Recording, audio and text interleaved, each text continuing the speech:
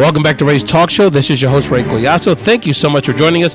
Ray's Talk Show. We're talking about the issues that you're talking about at the Salon de Belleza, while you're playing dominoes with the homies, while you're working on your cousin's car, while, you might be lending because you're working on it because you may have to lend your cousin some money to deal with his car if you don't. What we're talking about in the streets in our communities, and more important, just as importantly, what you can do about it, what actions you can take. And there's actions this week, literally in the hours and the moments that you're listening to this podcast, that you can take for the benefit of our community, specifically the dreamers of our community that we have to support, which will be the focus of this discussion today. You can listen to Ray's Talk Show anywhere you download a podcast: iTunes, Stitcher, SoundCloud, Spotify, cualquier sitio. We are there. Thank you so much for joining us. And as in most episodes, we have a very special guest I'm going to introduce in a second. But we're going to introduce Captain Seahawk, the 12th man. I don't know what he calls himself this week. He's riding high as a Seattle Seahawk fan. My regular co-host, Leo Perales of the Perales Report. Leo, I'm still recovering from that spanking you gave me on Sunday, but I'm surviving, brother. Welcome to Ray's Talk Show. Hey, how's it going, everyone? Yep, that 12th man came off the bench and did a whooping on those Eagles. Fly, Seahawks, fly. I'm on 9 over here. Very, very nice. And we will at the end of the show, maybe we'll chat a little bit about the impending punishment that I'll have to endure later this week related to that. But let's get right to our very special guest, Leo. We have a man who is, for my money, the medal of immigration policy. He is the senior policy advisor for UnidosUS, my day job. I'm proud to say. Carlos Guevara, welcome for your first of many visits to Ray's Talk Show. Hey, Ray. Nice to be with you and Leo. It's my honor to join you guys today, talking about some very important stuff. Listen, I got to say, I'm glad the Seahawks put a number on you guys. You guys did a number on my Cowboys. So I think payback, I'll take it however I can get it. I hear you, brother. Hey, brother, the feeling's mutual. So, we got a lot to discuss. Shout out to my homie, Angel Hernandez-Rivera, who's one of the great Cowboy fans in my life. And as I tell him, if I can overcome his Cowboy fandom to be friends with him, then love conquers all. There's no question about it. Carlos, you are on the ground. Again, you're one of the policy experts in our community related to the immigration issues. And we're going to dedicate this episode to our dreamers and our DACA recipients, because we need to not only get a sense of what's happening now. It's very confusing. There's lots of discussions about the budget deal, how this impacts the tax reform debate, the debt ceiling, everything else. But we want to make sure our folks are clear on not only what's happening with our dreamers in the DACA situation, but also what they can do about it. There's some things happening literally the morning you're going to be hearing this. Some things are going to be happening moments later. So, Carlos, why don't we start with just kind of where we're at with DACA? The president made his announcement in September. So what is the status of our DACA recipients at this point? And kind of generally speaking, where is the debate in Washington at this point as it relates to the dreamers and DACA? Yeah, Ray. Well, thank you for teeing that up so nicely. It'd be remiss if we didn't start at the beginning. As you mentioned earlier, the decision to end DACA back in September 2017. It took some immediate impacts on our community, on our dreamers, folks that have been longtime members of our communities, have been here by definition at least 10 years. Something that we are, realizing now is that, this issue, a lot of talk in Washington right now circles around this idea that, the president gave us till September 6th. So he ended it September 6th. He gave us to March 6th of 2018 to figure it out. So 6 months. But I think the first thing I want to make sure that folks are clear on is that this became real for people on September 6th. So what do I mean by that? There's a couple groups of people that, because of the way the president set this thing up to terminate, if you were able to apply, you had 1 month to renew, all the chaos going on in impacted states like Texas and Florida that were dealing with hurricanes. There's about 22,000 people that weren't able to renew in time. So for our community, there's a sense of urgency.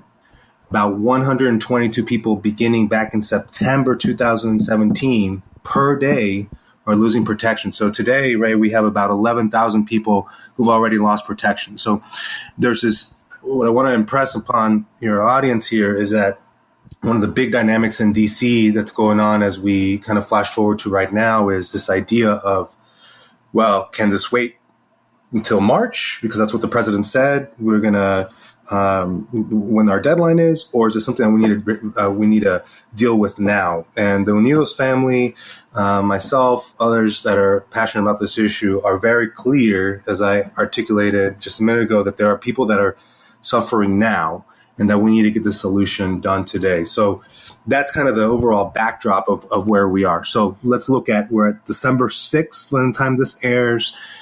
What's going on, right? There's, as you mentioned, a lot of conversations just happening left and right. Is there a working group here, a working group there? I kid you not, right? I'm tracking all these things, but I feel like anytime I feel like I got it down, there's another one. All that to say that there's a lot of still uncertainty, to be very frank with you, about what the contours of what a final solution like a final deal might look like for the end of the year. So we're still working that very, very closely and looking at that very, very closely at a very high level. But what we think that means in the way that we're operating right now is that we think that our first best shot right now is to impress upon the importance of getting this deal done by the end of the year and to grow the stable of Democrats and Republicans, that are making that same call. And look, we're for a dream solution at the end of this year. There's going to be a lot of chatter, a lot of talk about, well, shut down this, shut down that. Let's do some quick math. Last time I checked, Republicans control the House. Republicans control the Senate, and Republicans control the White House. So they really don't need anyone but themselves to pass a spending bill at this time to go forward. And our hope is that, to the extent that they need Democrats to move forward, that they will include our values as what we view as a community, as a country, which includes front and center a solution for dreamers by the end of this year. Now, I wanna tease that out a little bit so people understand some of the politics and the sort of parliamentarian stuff that's going on here in D.C. And we're talking to Carlos Guevara, the Senior Policy Advisor for Immigration Policy at UnidosUS, a former member of the Obama administration and former immigration lawyer. Much respect to our homie Jose Sanchez, another Texas guy who's a great friend of ours that's an immigration lawyer. Juan De La Torre, another Florida guy. A lot of surrounded by good immigration lawyers, so I feel very safe, as safe as can be in this environment. And we're talking to Carlos, who's breaking down what's going on with DACA and the immigration debate in Washington, and we really appreciate his time. He's going to be in Washington doing some big things in hours, and he's going to talk about that in a second. So, Carlos, I did want to mention before we get into the legislative piece again that that group of people that are now out of status could actually be much larger if it wasn't for the work of organizations like UnidosUS but mostly local advocates around the country who helped their family members and their DACA people in their DACA network to reapply. And so there was a scrambling for many people to apply over the last few months. There was deadlines. And in fact, there were people that, I think it was in the hundreds, if I'm not mistaken, Carlos, that basically got their applications in on the deadline, and the administration initially just didn't pick up from the post office, essentially. But because of the community pressure, those applications are now being considered. So it's bad because anyone that goes out of status is a serious issue, but it could have been much worse. So kudos to people that I know, people that literally paid out of their pocket for DACA recipients to be able to renew. So that was a team effort around the country. But in terms of the legislative piece, and I'm going to start with this, Carlos, so you correct me if I'm wrong. The reason we feel the sense of urgency now is that essentially the limited leverage that Democrats have, and to some degree that people advocates outside the Republican establishment have to get anything done in relation to immigration and DACA, is because while they can essentially pass anything on their own, if any assistance is needed, particularly by the Democrats in the Senate, to keep the government open, extend the debt ceiling deadline, get these various budget and appropriation bills done by the end of the year, that DACA is a leverage point. So potentially Democrats hypothetically could be part of, if the stars align, to shutting down the government. If Republicans then concede some issues like getting a DACA deal passed, getting a DREAM deal passed as part of the larger budget legislation that would need to be passed as part of a 2018 budget, and to extend the debt ceiling. So correct if I'm wrong. So explain, flesh that out for people, is why this is such a critical time now. Because if they get budgets passed, they get tax bills passed in February, March, what kind of we would have even less leverage than we have now. That's absolutely right. And first of all, I'll just be remiss to your earlier point about the organizations doing good work on this stuff. Completely agree. I think 85% of people, about over 125 people, were able to renew in time. People were really stepping up in the community and doing good work, paying out of pocket, as you mentioned. So big tip of the hat to those guys. So let's talk about that, about the issue with the leverage points and all that stuff. Look, I maintain that we got to call it for what it is, and that we know who controls all the levers in politics. The way I talk about this is, if Democratic votes are needed, and that's who we're working with primarily on, pushing for a solution right now on DREAM, we expect that the Democratic values that include DREAM and DACA solution be included in a year-end spending deal. So just in terms of framing, I just want to be clear about that. We're not talking shutdown. We're talking about, if they want to work with us, with the Democrats, let them work with the Democrats. And to that point, right now we're in a situation where the government, the Congress must decide to fund the government by December 8th. It's looking like, and your listeners might be aware of this, we might get a short-term continuing resolution, a short-term CR that might push us closer to, the early 20s, December 22nd. There's conversations about, that might get pushed even further and so forth. But something for us to realize right now is that there are many issues right now that need to be resolved, which is, on the one hand, puts a little bit of wrinkle into this whole thing, but at the other hand, gives us a lot of, I think, power to be able to say, before we can get to some of these other priorities, or in conjunction with some of these priorities, we need to include DREAM. And our power, I would say, right now is at its about entering its highest, where we are able to, if you will, hold the line on this very important priority as a part of the conversation to continue to fund the government. The further we go on, you start hearing rumblings in these hallways, Ray, you know this very well. Some chatter about, can we start seeing this slip until January and so forth? The more likely, the more that becomes a reality. I'm not saying that it will, but if that becomes a reality or a talking point even, the further we get along in this process and some of these other priorities get sussed out and get taken care of along the way, and DREAM and DACA gets left the last thing, which, believe you me, that's what the Republicans want, then our power diminishes a little bit for this conversation about funding the government. And that's because, we can tease that out, that's because there's some uncomfortable conversations that might have to happen. It's this messaging battle that has to happen about funding, keeping the government open, and then documented population and so forth, that puts many Democrats potentially in an easy situation. So we're pushing really hard for DREAM and DACA to be included as part of that initial package or conversation up front to deal with the funding of the government.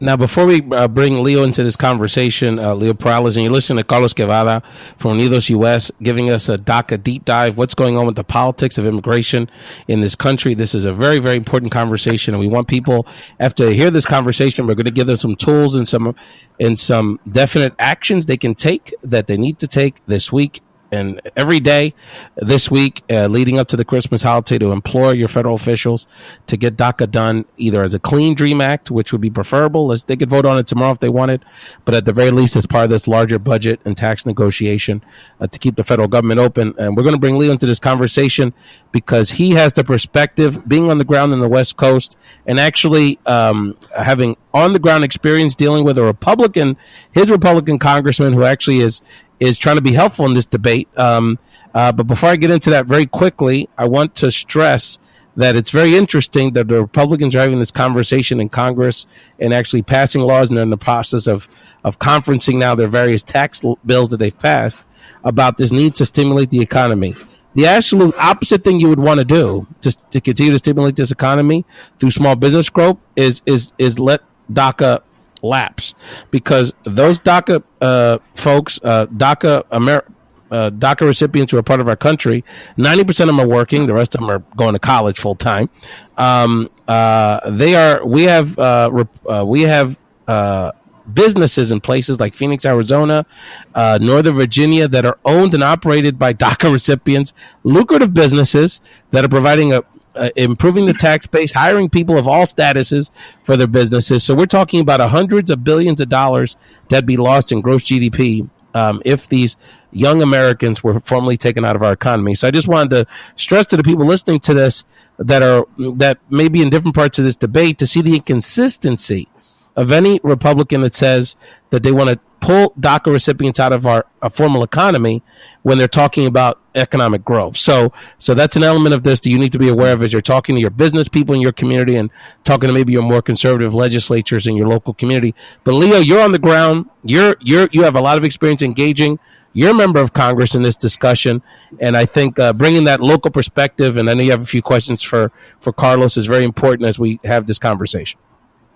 Yeah, no, I'll be brief because I learned a lot from Carlos. Wow, it's nice to hear people who are on the ground there in Washington. And hey, Leo, I don't call him the metal for nothing, Holmes. Okay, I mean you got to earn that crown, homie. You guys are too nice. Well, he's definitely earned that nickname. But yeah, no, Representative Dan Newhouse over here in the 4th Congressional District.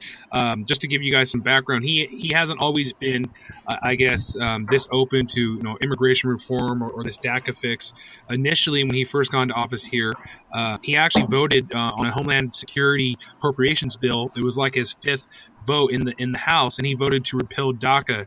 He was lockstep with the other conservatives, and from that point on, our group, our local group, Consejo Latino, and other groups got really, at one point we actually endorsed him when we were endorsing candidates. We don't do that anymore, and we had meetings with him afterwards, and he started to see the light. He started, we put DACA recipients in front of him and told these individuals, tell him your story, and he really had a change of heart in the last couple of years. And now he's one of the biggest fighters in the House. He's trying to get that DACA fix going right now, and I was proud to see that he signed a letter with 34 other Republicans that went to Paul Ryan, urging for a legislative fix.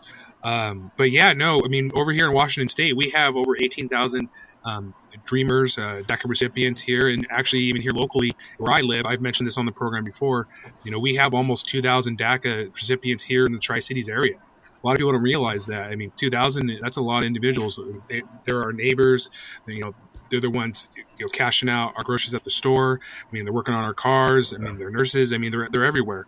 But my question for David right now is that this is something that, again, I've been working on personally and with my groups, and I'm not fighting, but I think I'm misunderstanding this whole clean DREAM Act and maybe a more practical DREAM Act that can pass, because even Dan Newhouse has even said that even if the Clean DREAM Act even passed, that President Trump would veto it. That was the White House's stance. So do you think that a Clean DREAM Act is even possible?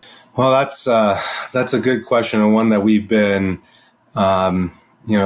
grappling with for the past several weeks, months even. Look, I think as Ray mentioned earlier, our most desired position is to pass a Clean DREAM Act. The votes, look, I'll tell you right now, Leo, that if Speaker Ryan and Mitch McConnell were willing to put the DREAM Act for a vote right now in Congress, it would pass and they would have votes to spare.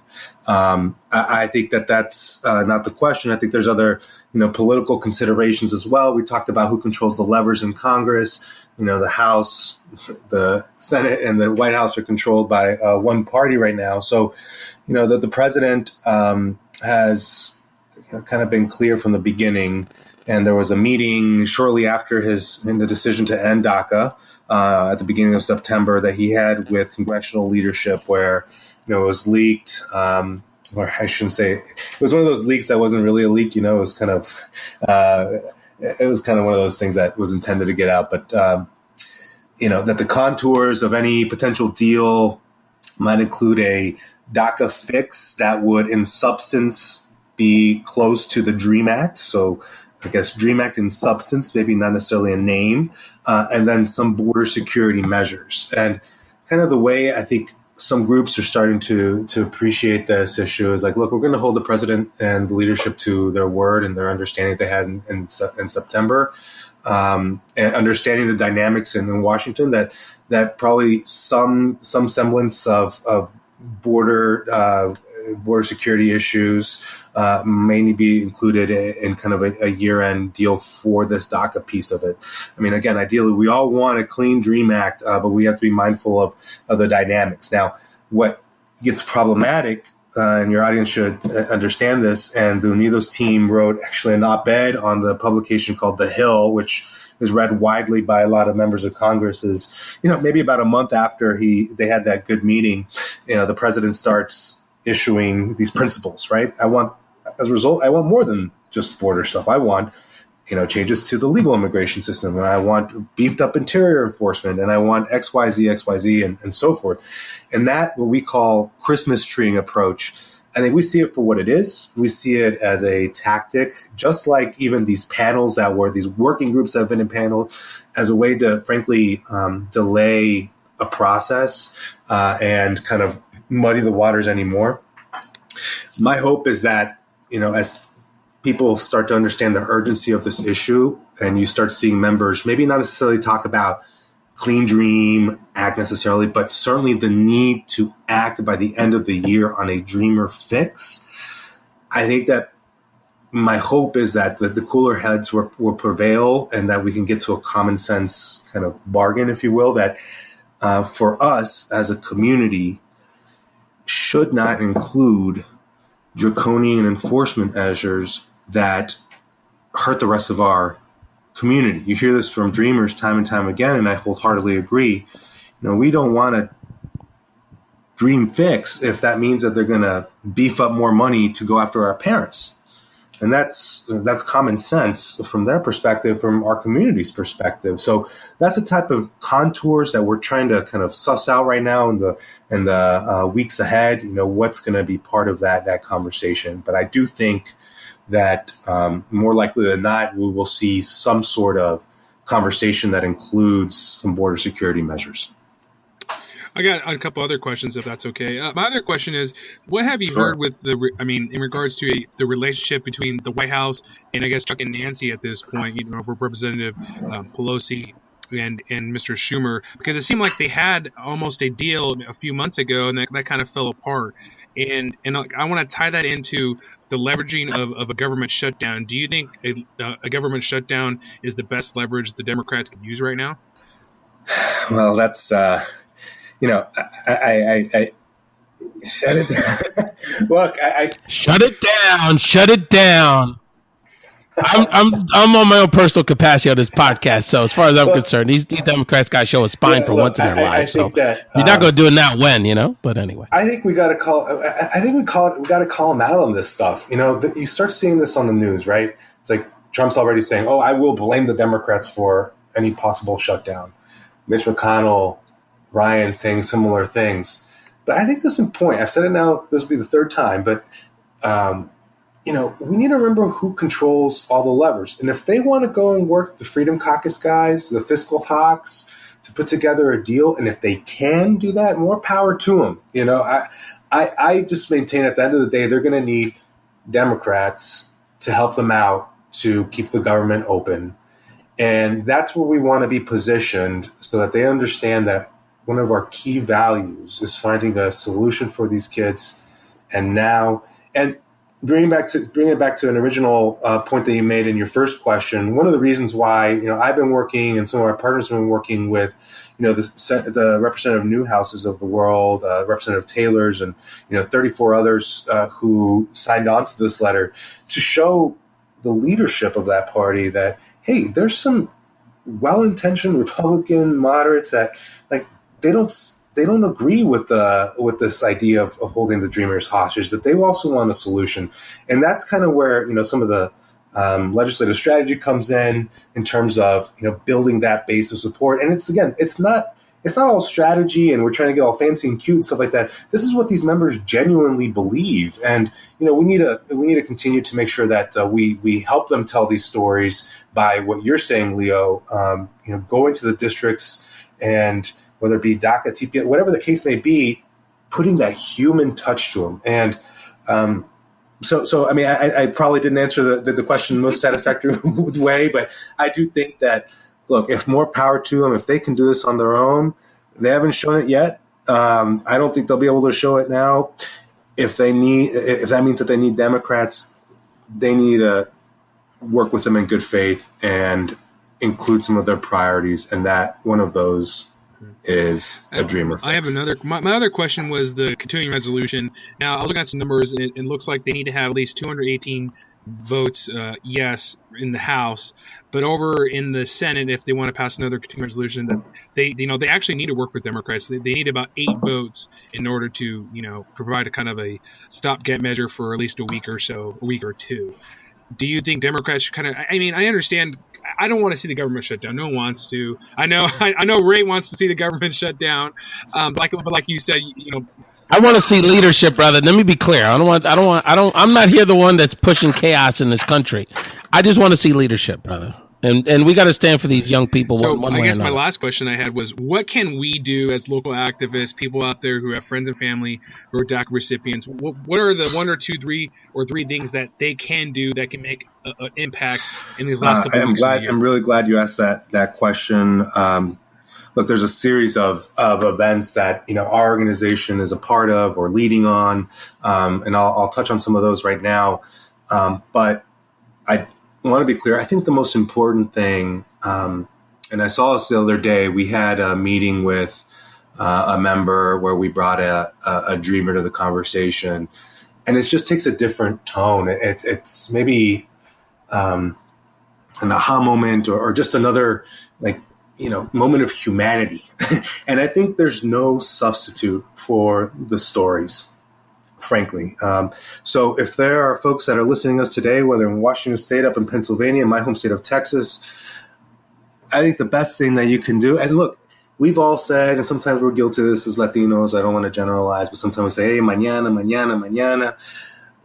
And if you've had the interest of kind of getting involved in civil discourse, what better moment now? And if it's as simple as making a call or kind of setting up an appointment at your district level to meet with your members and bring folks from your community, whether it's your church, whether it's your grupito el dominó that Ray was talking about, others, but that human voice, I think there's no substitute. That said, there's a lot of great work to help the momentum continue, which we have been a big part of at UnidosUS. And Ray mentioned earlier, as this podcast goes live, we will be talking with Senator Menendez and his team with our Unidos President and CEO, Janet Murguia, to talk about some of these very issues that we were discussing here today. That will be going probably as you hit play on this podcast tomorrow. So check that out at the Unidos. Yeah, that goes live. That goes live on UnidosUS Facebook page. So it's like facebook.com/UnidosUS at 11 a.m. Eastern, 8 p.m. Pacific. If you don't catch it live, that'll be a live conversation with Senator Menendez and Janet Murguia, President CEO of UnidosUS, discussing the issues related to DACA and Dreamers and immigration issues. If you don't catch it live, it'll be available on UnidosUS Facebook page and website. But definitely check it out if you can on Wednesday, December 6th. A couple other things going on tomorrow. There's a really big rally, probably one of the biggest ones that we've had to date on this issue since DACA was terminated. It's going to be held at outside the Capitol, one of the Senate parks, beginning at 12 p.m. Eastern, 9 Central for folks here in D.C. or maybe you're up in Philly, you want to catch a train and come down, or even New York, who knows? But we're expecting about 10,000 people are going to show up from across the country to kind of join their voices in their rally. And then we expect that at the end of that, at 2:30 or so, that there might be some, there will be some acts of civil disobedience, all peaceful, all laid out, but folks kind of taking the next step to show, solidarity with the Dreamers and echo events going across the country as well. Simultaneously, on that rally, we will have Unidos participation there, our very own Deputy Vice President for our immigration team, Clarissa Martinez, will be participating at the civil disobedience activity. Simultaneously, on the digital world, everything is, heck, we're on this podcast now. Everything seems to be moving to digital. We're going to be participating in this thing called an iMarch. That's actually tomorrow and the day after, doing all sorts of neat social media things. This thing I just found out about, Ray and Leo, I don't know if you heard about it. It's called a thunderclap. Apparently, they collect all sorts of stories and simultaneously release them at the same time to create maximum effect on the social. So we're going to be participating on that issue. Follow us at the Unidos Twitter page for more information on that issue. And heading into the rest of the week, we got a couple other excellent events planned in on the digital side.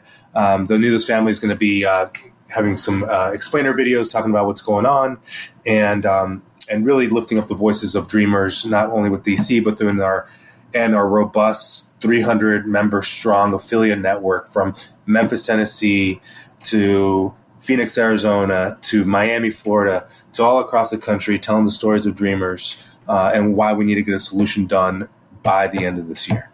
That's absolutely right. And there's no excuse, and there's just I cannot stress it enough. This is the time to have our voice heard in all these debates. I mean, we've discussed extensively on the show, as you know, Leo, taxes, Puerto Rico, and I have a quick update on that I want to share with people. All these major issues that are impacting our community, but DACA, this is the time. This is the time we have to call our members of Congress. We have to, if you're able to go to DC tomorrow or this week, if you're able to be part of one of these local media events, a quick Google search. If you're not aware, I'm sure we have an event. I know our friends in Phoenix have a big press event tomorrow as part of the iMarch activities. You can tag your elected official on social media. Just a quick visit. I know, Leo, that visiting a member's office can be very powerful, even if they're not there, even if you just talk to the administrative person at the front desk and leave that information, let them know that you're paying attention. It's very powerful. So we have to have our voice heard. And Leo, why don't you share really quickly? Then I have a few other final questions for Carlos. Your experience, you're very good at sort of organizing activists to go visit your elected officials and your members of Congress. And I know you can share the experience of how powerful that experience can be and how that can really move an elected official that you may think may be challenging to get on our side. Yeah, no, I mean, literally you just show up. I mean, sometimes you got to call ahead to make sure that someone's even going to be there. Believe it or not, I mean, during these busy times, there's sometimes that these offices aren't open. So first, just make sure someone's going to be there. And if you want just some cues, be polite. Don't come in there and be condescending. I understand. We all understand a lot of these issues are very, sometimes they get be at times callous or insensitive and just really hot topics. But be as nice as you can to these representatives and their staff so that they will hear you. Come on, they are human. They don't take. They're not too kind to people yelling at them and stuff. And don't get me wrong, when we approached Dan Newhouse the first couple times after he made that initial vote, we were really hard on him. But after that, we kind of we regrouped and we found a different strategy and tactics. And we started, showing him stories about DACA recipients and having him meet with them. And many presentations later, he came around and he's one of the biggest fighters in the House. So the thunderclap is a great tool and a strategy to use. Social media, Twitter. I tweeted about Dan Newhouse today, and he replied. So they have people who are sit on staffs and digital directors and stuff like that. So they're always watching. So send out Instagram pictures. Follow them on Twitter. Leave them comments on their Facebook page. Social media, as we were just talking about, is it's the TV now. and the TV is the radio. So we all got to understand that, and we got to be using social media to our advantage, and we have to be putting this stuff out there, and the more exposure and the more loud we get, that will let Donald Trump and Republicans know that we're not messing around, and we want the government to shut down, and we're taking no prisoners. No, but that's what we got to do. We got to be louder than the opposition. No, and you're listening to Leo Perales, activist out in Washington State and the host of his own podcast, The Perales Report. Leo, you got to get Carlos on The Perales Report, man. You got to spread your wings there, Carlos. You got to become a regular out here in the podcast space. And oh, absolutely. And the senior policy advisor for immigration issues for UnidosUS, Carlos Guevara, who's giving us we're doing a deep dive on the DACA issue, what's happening in Washington. Carlos is in it, meeting with elected officials, really being one of our key voices in this debate at the negotiating table, literally with these members of Congress, these people that you see on TV every day. Carlos is providing great leadership with his team on the front lines of this conversation. He's giving us the latest scoop, what's happening in Washington, what will be happening in Washington this week and tomorrow on the advocacy side. I did want to get to a question that came from social media. We got a lot of love and a lot of support and family and fans of Ray's Talk Show with the Central American community.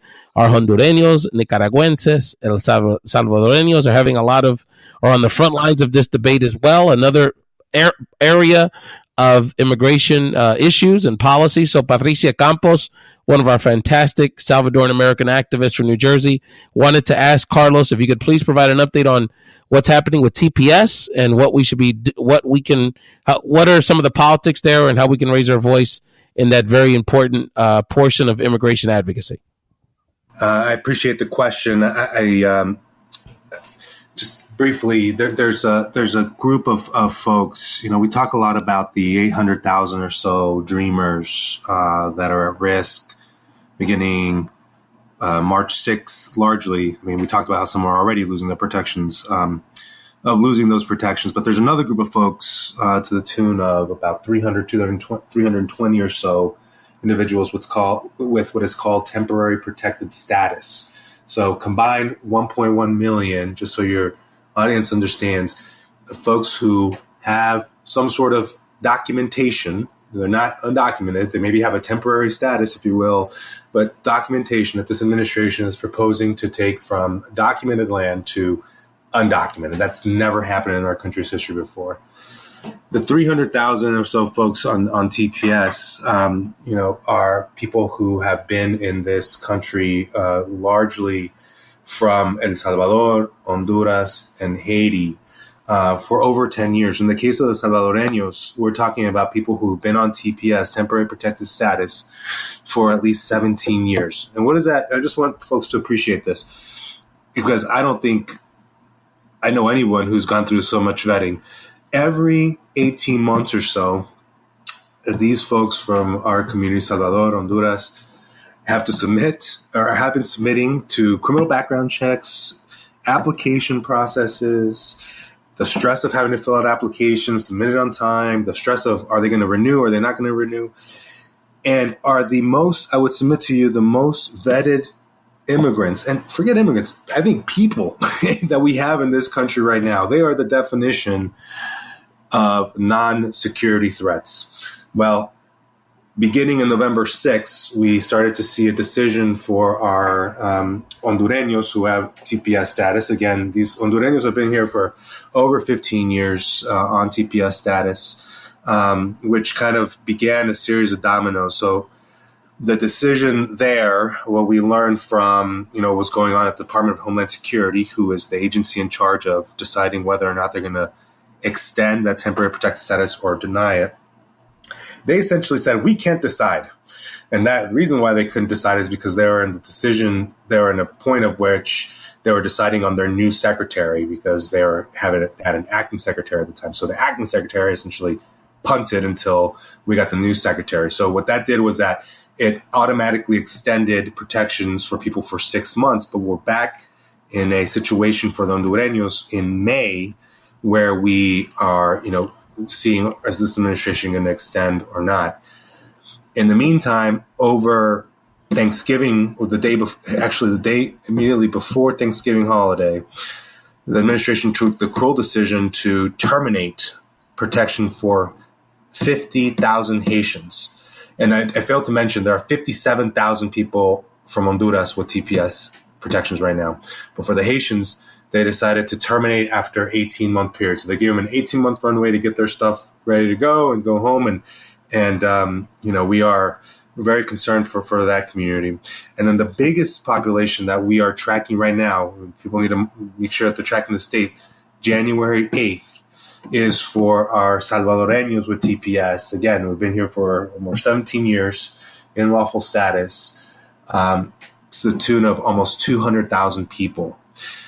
We don't have a sense right now where the administration is going to go definitively. We hear rumors that they might extend, but with the possible termination, or they might extend. So right now it's all conjecture. I don't want to speculate right now, but we are preparing, as we saw with Haiti, for a possible situation where we might see, a program unwind. So that's what's going on administratively. In the meantime, what the Unidos family and our partners, especially the unions, have been doing is advocating for a legislative solution. Because we have a little more time, it seems like, because of these extensions, the way the dates are different, unlike DACA where, there's kind of a bright line around March. These dates kind of are at different times. We think that we might have a little more time, but that doesn't mean that we're stopping our efforts to seek a legislative solution. And to that end, we have worked on a series of bills that are now today out there. One that was introduced by Representative Velasquez from New York City that would provide legal status for longtime TPS holders. Another bill that's more of a compromise bill with the goal of attracting more Republicans that was introduced by Yvette Clarke, also from New York, and co-sponsored by a couple Republicans, including Mia Love out of Utah and Representative Ross Layton out of Florida.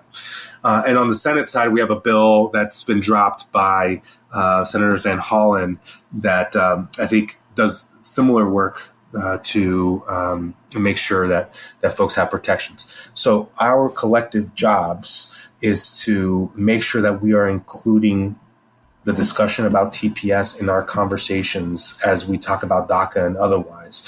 It seems like we have a little more time going forward, but we need to pivot quickly and not get this issue forgotten in the wake of the DACA stuff, which is correctly getting a lot of attention. I don't want to pit one issue against another, but we can't forget that we need to elevate the voice of these essential workers in our communities that also need us to step up for them. That's right. And let's just reiterate that we're talking about, if you add up all the various ethnic groups, primarily Central America, but I'm glad, Carlos, you brought up our Haitian American brothers and sisters. I want our Haitian community and our West Indian community and our Black immigrant community to know that we are with you 1,000%. There's actually smaller amounts of African immigrants that are potentially impacted by these decisions related to TPS. And in some of the legal Senator Cotton's bill that would restrict legal immigration in this country, which hasn't gotten much movement yet, but still something we have to keep an eye on because of the ending of the lottery system. It would potentially eradicate African immigration into this country. So, one of the things that's under the surface of this conversation is actually a lot of not only anti-Latino immigrant attacks, but a lot of anti-Black immigrant attacks. Smaller populations, smaller numbers, but our brothers and sisters in this fight. So I'm certainly calling on a personal level, not my organization, but on a personal level with this podcast, particularly any representatives, particularly our South Florida representatives like Roy Layton that you mentioned, Carlos Corbello, Diaz-Balart, Senator Rubio, that represent a significant amount of Central Americans in Florida, particularly in South Florida, and our elected officials in the D.C. area like Representative Comstock and others that have significant Central American, particularly El Salvadoran American populations, to get it together and support our brothers and sisters. These people, like you said, Carlos, are the most vetted. I mean, it's like they live in a perpetual state of probation, like our DACA people, folks. Right. I mean, they're the safest people you can have because they're constantly being monitored, because of some paperwork. So we've got to continue to monitor that situation. So I'm glad you were able to give us that briefing, Carlos. Let's remind people again, if you're listening to this on Wednesday, December 6th, go to UnidosUS Facebook page. You'll have a Facebook Live or something that was taped right before you got to see it. Senator Menendez live with Janet Murguia discussing the latest on immigration issues. Support either the D.C. marches and D.C. actions that'll be happening or your local events around the country. Quick shout out to my DACA activists that I work with very closely. Great young people out of Pennsylvania, Carlos Gonzalez and Paula Beltran. They will be there in D.C. tomorrow. So hopefully we'll have an opportunity, Carlos, you and I, to connect with them. They want to help us with some advocacy with the Republicans in Pennsylvania, and push our elected officials to do the right thing. Also want to give a shout out to Tomas Kennedy, one of our South Florida activists who is holding these elected officials down there accountable. So we've got to do everything we can, whether it's a call, a visit, social media, all the above. We've got to make our voice heard because this is a critical time in the debate. So I want to thank you, Carlos, for being on the show. Leo, any final words or any final thoughts for Carlos and our Race Talk Show listeners about the DACA debate? Now, I just want to say thank you to Carlos for all his hard work over there, and he's definitely earning that nickname. Hopefully I can work hard just as him, and I can earn a good nickname. But I'll take Go Hawks. That can be my nickname. Hey, guys. Well, it's been a pleasure to join you both. This is a great podcast that you guys have. I've enjoyed listening to it. I will continue to listen to it, and hopefully we have a chance to have more conversations like this. Thank you for what you guys are doing. No problem, Carlos. And before we let you go, we also want to remind people to, again, check out Unidos, a Facebook page, UnidosUS's Facebook page, and check out UnidosUS on social media. You'll see a lot of the information, a lot of the actions that are taking place in Washington through social media via video and pictures, and how you can sort of support the advocacy going on, and definitely follow Leo Perales also on social media. I did want a quick note on this episode. We'll probably have a second episode later in the week to discuss what's happening with tax reform and also other issues. We're going to be interviewing Danae Escavarino, a Latina marketing expert out of Virginia, who's actually going to be giving us an update on net neutrality. I know that's an issue, Carlos, you're keeping an eye on as well in Washington, but that could have a big impact on Latinos in many respects. But just really quickly, the latest devil in the detail that we're finding out of these tax bills is that the plans that are being voted on, sort of conference to try to compromise from the House and Senate plans, include a excise tax on from goods that are made in Puerto Rico. So this is like punishing American citizens more and more, and this is really could potentially be another devastating hit to the Puerto Rican economy. It's almost like they want the island to become a Club Med or a Sandals resort and kick the rest of us out. And as I remind my Puerto Rican people, my brothers and sisters, is that our homeland is not a given.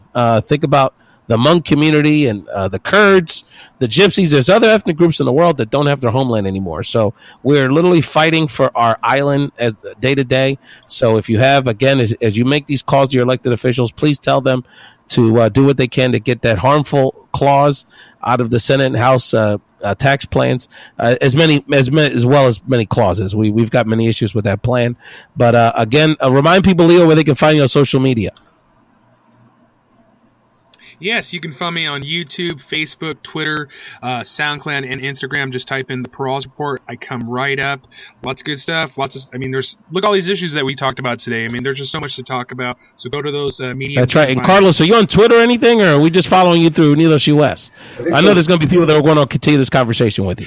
I think for now, all my good content, the team's content is going to be on the Unidos website. I am working on building out my social media profile, but that's still a work in progress. But for now, follow us on Unidos website and our social media platforms for the latest on the immigration stuff. I think I may start Metal Carlos Twitter handle and just start like pretending that'd be your unofficial fan account.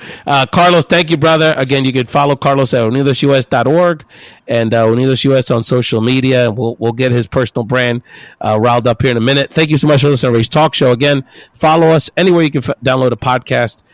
Just look for Ray's Talk Show anywhere you can find it, iTunes, Stitcher, Spotify. A review is very helpful.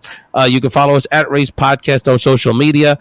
and listen to this valuable information, but most importantly, take that information to your local community and act. This is a week of action.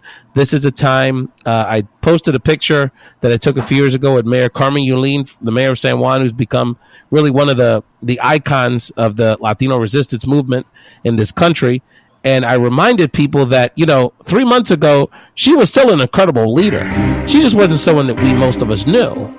But fate and history has put her in a position, and she stepped up to the plate to take on the mantle of even more leadership. So we implore all of us to do more. It is our time now to take more leadership than we've ever had to have felt necessary. But it is the time for all of us to take that leadership the way the mayor and people like Carlos and Leo have taken. Thank you all so much for joining us for Ray's Talk Show, and keep fighting.